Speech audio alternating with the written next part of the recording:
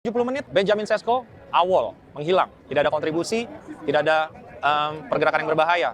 Ini menurut lo apakah emang dia sebenarnya nggak capable atau memang lagi-lagi masalah supply seperti yang dialami oleh striker-striker sebelumnya seperti Rasmus Højlund?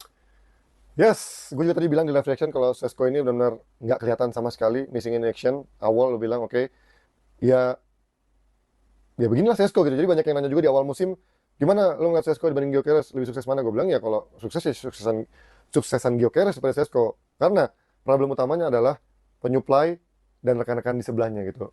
Sesko kemarin nyetak gol, lihat crossingnya enak banget dari Eze, dia tinggal tap in.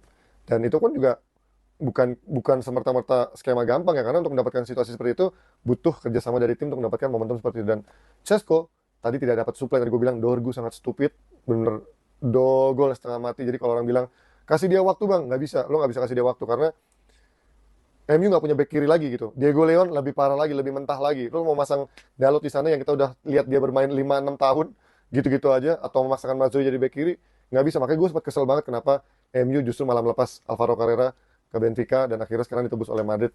Ya walaupun memang sebenarnya klub asalnya dari Madrid, tapi MU punya chance untuk menebus kembali dengan harga yang murah, tapi dia lebih milih mendatangkan Doku dari Lecce, mediocre sekali dan bahkan papan bawah, dan juga Diego Leon.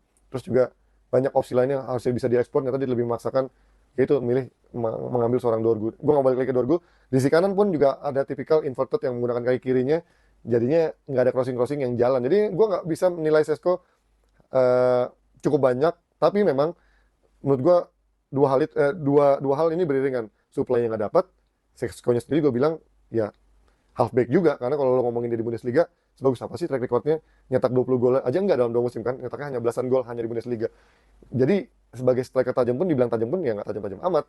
Dan cara dia ngontrol bola mental-mental, cara dia first touch untuk passing one to kadang kepelanan, kadang kekencengan, cara dia bergerak untuk lari akselerasinya cukup lambat. Ya banyak lah tadi yang gue lihat, melihat dia jauh lah untuk bisa melihat Sesko nyetel sama MU. Masih mungkin butuh waktu 6 bulan kali, itu pun juga nggak ada jaminan karena dengan kondisi rekan-rekannya juga nggak bisa memberikan bola yang enak sama dia, dianya juga belum bisa nyetel.